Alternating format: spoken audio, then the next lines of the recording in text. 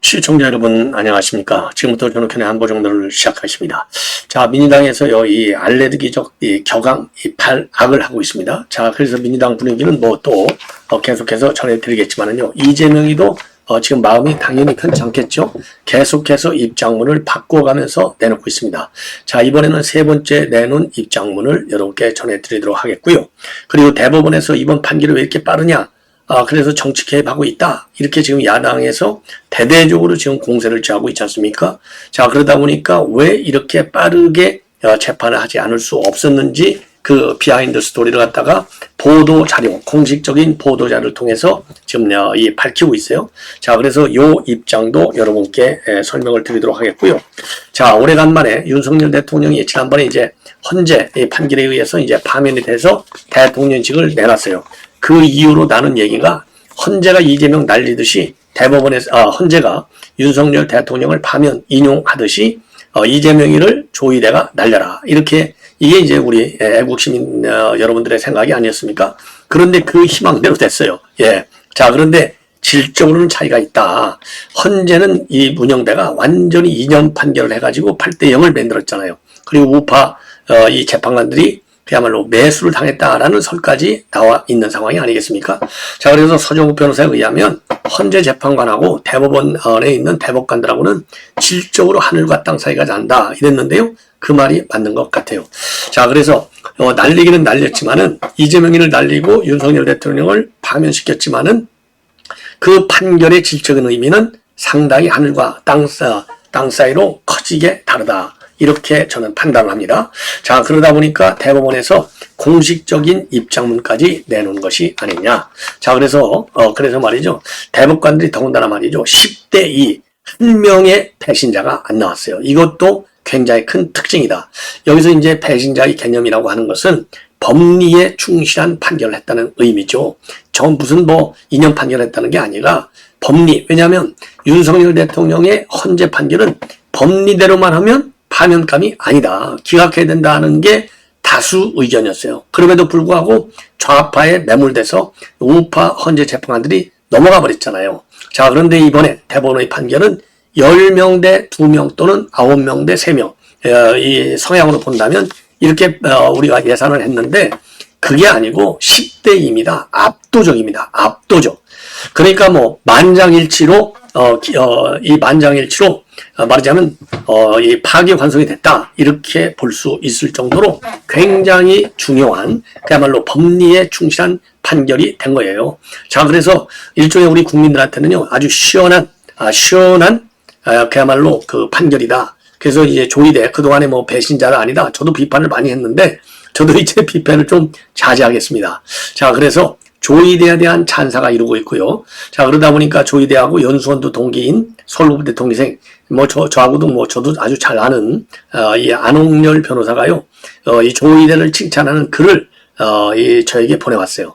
자, 그래서 보니까 우리 국민의 정서를 대변하는 그런 느낌이 많이 들어서 제가 참고적으로 소개를 해 드리도록 하겠습니다.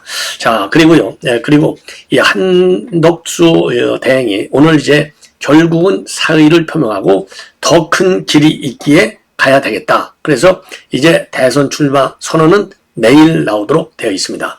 자, 그래서 요거 지금 이제 한덕수 권한대행의 출마 그리고 이번에 대법원의 유죄 판결 파기환송 이걸 가지고 민주당이 지금 완전히 뒤집어지고 있는 상황이 되겠습니다. 자, 그래서요 우선요 대법원의 입장문을 내놓고 그 다음에 안홍열 변호사의 찬사의 글 이걸 말씀을 드리고 그리고서 한덕수 총리의 사의 사직과 관련된 대국민 담화문을 소개하는 순서로 방송을 진행하겠습니다. 자, 시청자 여러분들께서 제 방송 구독, 좋아요 꼭 좀 부탁드리고요. 알람도 설정해서 가능하면 많이 시청해 주시면 여러분들 조중동 안 보시는 대신에 제 방송 하나만 보시면 국내외 모든 빅 뉴스는 전부 다 섭렵할 수 있도록 제가 보도를 하고 있습니다. 여러분들의 많은 협조 부탁을 드립니다. 자, 그래서요. 지금 내 대법원에서의 입장문을 보면은요. 초고속으로 결론이 되는 이유, 미국의 사례까지 언급하고 있습니다. 한마디로 그 조희대 대법원장의 소신 판결이다. 저도 뭐 여러 차례 말씀을 드렸죠. 자, 그래서 2년 6개월이 걸린 제1, 2심에서의 절차 지연과 엇갈린 실체 판단으로 인한 혼란을 끊는 거, 이것이 제일 큰 이유였다라고 밝히고 있습니다. 그래서 대법원은 사법 불신의 강도가 유례 없다는 인식 아래 사건이 접수된 이후 신속하게 제1심과 원심 판결문, 공판 기록을 기초로 사실관계와 쟁점 파악에 작수했다. 예. 그리고 이거는 뭐 여러분들 그 경위는 다 아시잖아요. 22일 날 직권 전원 회부, 그리고서 첫 기일, 그 다음에 24일 두 번째 기일, 그리고서 29일 선고를 29일 날 선고 날짜를 지정해서 발표했고 그 결과 오늘 파기 환송을 한 겁니다. 자, 그러니까 2심 선고가 지난 3월 26일에 나온 걸 치면은 한 달 내의 시간에 결론을 내놓은 셈이 되는 겁니다. 자, 그래서 이렇게 초고속도전을 펼칠 수 있었던 이유는 그동안에 축적된 여러 판례들이 충분했기 때문이다. 그래서 허위사실 공표죄에 관해 이미 축적된 많은 판례와 법리, 그리고 그 토대가 된 국내외 연구자료 등에 더해 이 사건 쟁점에 관한 입체적이고 심층적인 추가 검토를 집중적으로 행했다. 이를 토대로 치열한 토론을 거쳐서 신속하고 충실하게 사건을 심리해서 결론에 이르게 됐다. 이렇게 밝히고 있습니다. 그리고요, 신속한 이 공직선거법과 관련돼서 신속한 재판의 사례는 외국에서도 쉽게 찾아볼 수 있다. 이렇게 강조하고 있어요. 이 얘기는 결국 뭐냐? 이렇게 속도를 내서 한 것이 대선을 개입한 것이다. 이 개딸들이 그렇게 프레임 짜고 있잖아요. 이거를 반박하는 취지가 되겠습니다. 자, 그래서요. 공직선거법 사건은 1심은 기소 6개월 내, 2, 3심은 전심 선고 후 3개월 내 선고해야 한다. 이렇게 규정한 조항을 언급하면서요. 미국의 연방 대법원은 2000년 부시와 고어가 경쟁한 대통령 선거 직후에 재검표를 둘러싸고 극심한 혼란이 벌어지는 상황이 있었는데 이때 재검표를 명한 플로리다 주 대법원 재판에 대한 불복 신청이 연방 대법원에 접수됐어요. 그 후 불과 3, 4일 만에 재검표 중단을 명하는 종국 재판을 내려서 혼란을 종식시킨 바 있다. 그러니까 그때는 3, 4일인데 우리는 한 달 걸리지 않았느냐? 빠른 게 아니다. 이 얘기예요. 하나는 이제 실제적으로 이제 미국 현실을 예를 들었고, 다른 하나는 법 규정을 예를 들어서 이거는 빠른 게 아니다. 이렇게, 그러니까 이제 졸속 재판도 아니고, 대선에 개입하려는 의도도 아니었다. 혼란을 예방하기 위한데 방점이 있었다. 이런 의미죠.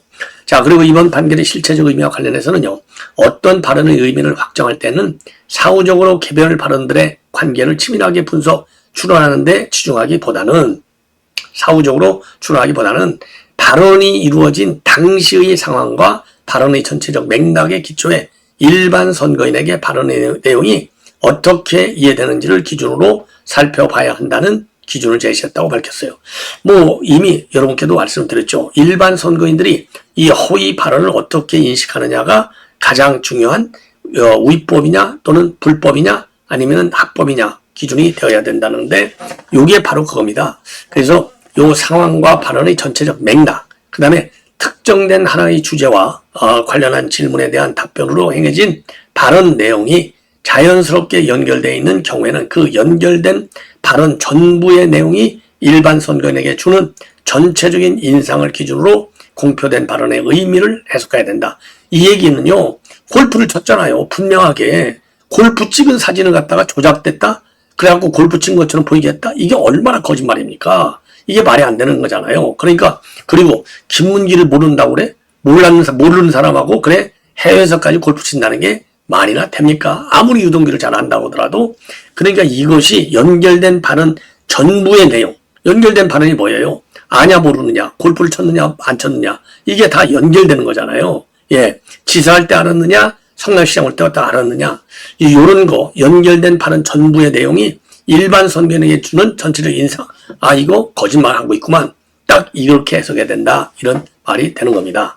그리고 어떤 것이 허위사실에 해당하는지 정하기 위해서는 발언 내용이 후보자의 공직 적정성에 대한 선거인의 정확한 판단을 좌우할 수 없는 부수적이고 지엽적인 부분인지 아니면 선거인의 정확한 판단을 그르칠 정도의 중요한 부분인지를 고려해 판단해야 한다.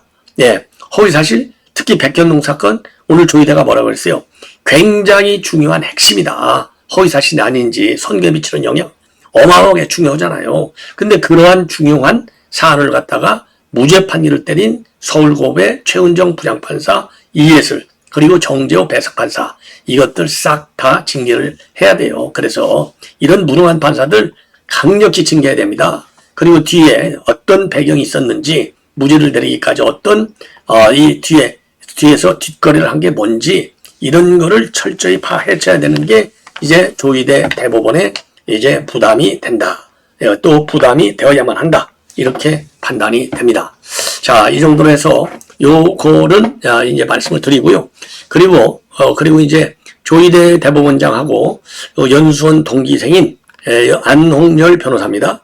저하고도 아주 굉장히 절친인데, 이 안홍열 변호사가 이 글을 하나 썼어요. 이게 지금 SNS에 지금 많이 돌아다니고 있고, 저도 받았습니다. 자, 그걸 받았는데, 이게 우리 국민들의 정말 조희대 참 중요한 그런 판결을 잘 내렸다.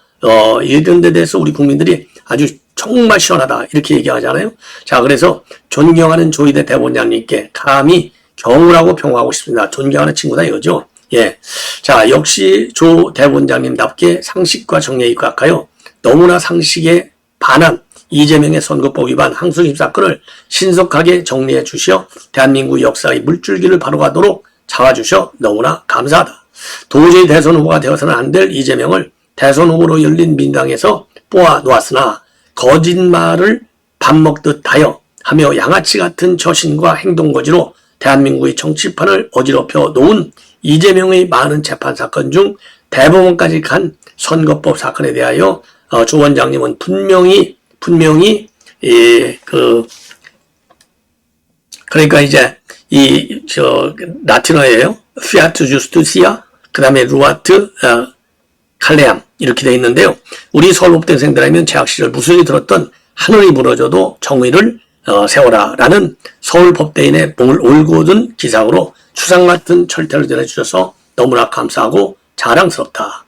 욕심 같아서는 파기자판으로 바로 국회에서 제명시키고 후보 자격을 박탈시켜 주었더라면 더욱 좋았겠지만은 그렇게까지는 부담이 너무 크셨겠죠. 이해합니다. 평소 법관으로서 한 채 흔들림 없는 반듯한 자세로 동기 선후배들의 깊은 존경을 받아온 조 원장이지만 이번에 보여주신 명쾌하고 정의로운 판결 선고에 너무나 많은 국민들이 우리 조 원장님에 대하여 뜨거운 성원과 깊은 존경의 마음을 갖게 하였다고 확신합니다. 다시 한번 대한민국의 무너진 정의를 세워주신 조 원장님께 깊은 존경과 감사의 마음을 전하며 늘 건강하고 남은 임기 동안 대한민국의 등불이 되는 사법부로 이끌어 주시기를 부탁드리면서 감사의 글을 올립니다. 서울법대 연수원 동기 안홍열 변호사 이렇게 적혀 있습니다. 이게 이제 우리 국민들의 정서하고 아주 똑같죠.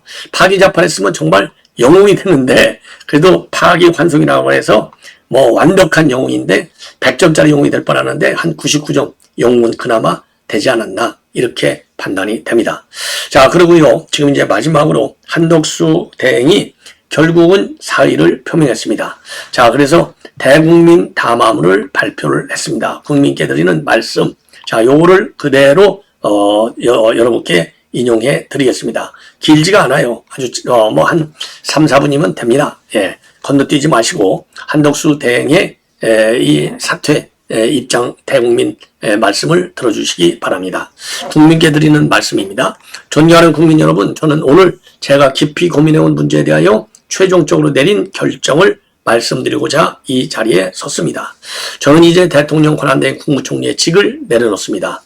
엄중한 시기 제가 짊어진 책임의 무게를 생각할 때 이러한 결정이 과연 옳고 또 불가피한 것인가 오랫동안 고려하고 숙기한 끝에 이 길밖에 길이 없다면 그렇다면 가야 한다고 결정하였습니다. 자, 이 길이 이제 말하자면 출마의 길이라는 것이죠. 국민 여러분, 저는 1970년 공직에 들어와 50년 가까운 세월을 대한민국 경제발전의 최일선에서 우리 국민의 일꾼이자 산 증인으로 뛰었습니다. 대한민국이 여기까지 온 것은 우리 국민 한 분 한 분의 피땀과 눈물이 있었기 때문입니다. 우리나라가 이만큼 이뤄진 것은 전 국민이 합심해서 이룬 기적입니다. 그 여정에 저희 작은 힘과 노력을 보탤 수 있었던 것이 제 인생의 보람이자 영광이었습니다. 부족한 저에게 국가를 위해 일할 기회를 주신 국민 여러분께 머리 숙여 감사드립니다. 국민 여러분, 저는 우리 국민 한 분 한 분이 겪으신 갈등과 혼란에 대하여 가슴 깊이 고통스럽게 생각하고 있습니다. 우리나라가 어떻게 일어선 나라인지, 그러기 위해 우리 국민들이 얼마나 고생하고 노력하셨는지 저 자신이 너무나 잘 알고 있기 때문입니다. 국민 여러분, 가난한 나라가 빈곤을 떨치고 풍요를 이루기는 매우 어렵고 권위주의 국가가 민주주의를 이루기는 더욱 어렵습니다. 이게 의미하는 바가 많아요. 예. 자, 그래서 우리는 그 두 가지를 모두 해냈습니다. 자랑스러운 역사입니다. 문제는 개인이건 국가건 하나의 도전을 이겨내면 그것으로 끝나는 게 아니라 그보다 더 어려운 도전이 닥쳐오곤 한다는 데 있습니다. 대한민국이 기로에 서 있다는 데 많은 분들이 동의하실 줄 압니다. 세계 10위권의 한국 경제가 G7 수준으로 탄탄하게 뻗어 나갈지 아니면 지금 수준에 머무르다 뒤처지게 될지, 대한민국 정치가 협치의 길로 나갈지 국민의 정치에 함몰될지, 이 두 가지가 지금 우리 손에 달려 있습니다. 표에 따라 이랬다 저랬다 하는 불합리한 경제정책으로는 대외 협상에서 우리 국익을 확보할 수 없고 우리 산업의 경쟁력을 세울 수도, 또 지역 경제를 활성화할 수도 없습니다. 극단의 정치를 벌이고 협치의 기틀을 세우지 않으면 누가 집권하든 분열과 갈등이 반복될 뿐입니다. 저는 이 두 가지 문제를 해결하지 않는 한 우리는 여기서 멈출지 모른다는 절박한 위기감을 느끼고 있습니다. 국민 여러분, 50년 가까운 세월 경제의 제1선에서 제가 배운 것은 국가가 앞으로 나갈 때 국민도 앞으로 나갈 수 있다는 단순한 진실입니다. 대한민국은 앞밖으로 이제까지 없던 거대한 도전과 위기에 직면해 있습니다. 대한민국은 수출로 일어선 나라인데 전 세계 통장 질서가 급변하고 있습니다. 대한민국은 안보가 생명인데 우리를 에워싼 지정학적 질서가 한치 앞을 모르게 흔들리고 있습니다. 대한민국은 하나로 뭉쳐 위기를 극복해온 나라인데 지금 우리 사회는 양쪽으로 그렇죠? 양쪽으로 등 돌린 진영의 수렁에 빠져 벌써 수년째 그 없던 합리적인 논의도 이루어지지 못하는 상황입니다. 국민 여러분, 저는 그동안 무엇이 제 책임을 완수하는 길인가 고민해 왔습니다. 밤잠을 이루지 못하는 나날이 길었습니다. 제 앞에는 두 갈래 길이 놓여 있습니다. 하나는 당장 제가 맡고 있는 중책을 완수하는 길, 다른 하나는 그 중책을 내려놓고 더 큰 책임을 지는 길입니다. 그래서 더 큰 책임이 이제 출마하는 것이죠. 자, 저는 우리가 직면한 위기를 극복하기 위해 제가 할 수 있는 일, 제가 해야 하는 일을 하고자 저희 직을 내려놓기로 최종 결정하였습니다. 국민 여러분, 저 한 사람이 잘되고 못되고는 중요하지 않습니다. 하지만 우리 모두의 미래는 확실해야 합니다. 주저앉아서는 안 됩니다. 잘 되어야 합니다. 앞으로 나가며 계속해서 번영해야 합니다. 저는 부족한 사람입니다. 하지만 국가를 위해 제가 최선이라고 믿는 길을 지금 이 순간에도 그리고 앞으로도 어떤 변명도 없이 마지막까지 가겠습니다. 감사합니다. 자, 그래서 말이죠. 국가를 위해서 제가 최선이라고 믿는 길을 지금 이 순간에도 그리고 앞으로도 어떤 변명도 없이 마지막까지 가겠습니다. 그러니까 어떤 경우에도 지금 벌써 이제 이 단일화를 가지고 김문수도 생각이 좀 달라진다. 그리고 한동훈은 본래부터 별 생각이 없었으니까요. 자, 그래서 단일화도 상당한 난산의 과정을 피할 수 없다. 이렇게 알려지고 있지 않습니까? 자, 그런 거 관계치 않고 무조건 고 하고 지금 대선에 나오겠다. 그래서 지금 야당에서 별짓을 지금 다 하려고 난리를 치고 있어요. 자, 그래서 야당 측에서 나오고 있는 한덕수, 왜냐면 지금 이제 한덕수 권한되면 꺾어 놓으면 민주당에서 이재명이가 못 나오더라도 이긴다라고 착각을 하고 있는 거겠죠. 자, 그래서 요 내용을 여러분께 자세하게 한번 설명을 드리도록 또 추가적으로 말이죠. 지금 말씀을 드리도록 하겠는데요. 자, 지금 이렇게 이재명이가 달라지는 모습을 보면요. 이재명이가 말을 계속 바꾸고 있어요. 자, 그래서 아이고 죄송합니다. 네, 이재명이의 요 입장문 요거를 자, 우선요. 재판이 걸린 상태에서 출마하면 사람들이 불안해서 뽑아주겠어? 이게 유시민이가 얘기하잖아요. JTBC 방송에서, 그 다음에 유죄 취지 파기환송이란 무엇이냐? 이게 말이죠. 그래서 벌금형 선고의 전력이 있는 전과자는 가중처벌 대상 1심과 동일하게 징역형 혹은 500만 원 이상의 벌금형이 유력하다. 그래서 징역형 100만 원 이상 벌금형 양쪽 모두 해당되기 때문에 비성공권 박탈 당선 무효 대상이 된다. 이게 법조계의 의견이 되는 겁니다. 자, 그리고요. 자, 제 생각과 전혀 다른 판결이다. 국민 뜻이 가장 중요하다 해놓고서 이재명이가 또 법률 해석은 범죄자가 아니라 판검사가 하는 겁니다. 쭈쭈. 범죄자가 아니라 판검사가 하는 겁니다. 참. 그리고 나쁜 이라면 혼나고 죄 지으면 벌 받는 게 당연 정치보복이라며 죄 짓고도 책임 안 지려는 얕은 수법 이젠 안 통합니다. 과거에 자기가 했던 말이 지한테 다 돌아가고 있는 그런 상황인 거예요. 죄 안 짓고 성실하게 살아가는 사람들은 불안할 이유가 없습니다. 괴지 멀쩡한 국민 끌어들여 본인들의 불안함을 표현하지 마세요. 이게 지금까지 이재명이가 내놓은 글들인데 이게 결국 자기한테 해당되는 글이 되는 겁니다. 자, 시청자 여러분 이렇게 해서 말이죠. 자, 이렇게 해서 지금 본 방송은 마치도록 하겠습니다. 대단히 고맙습니다.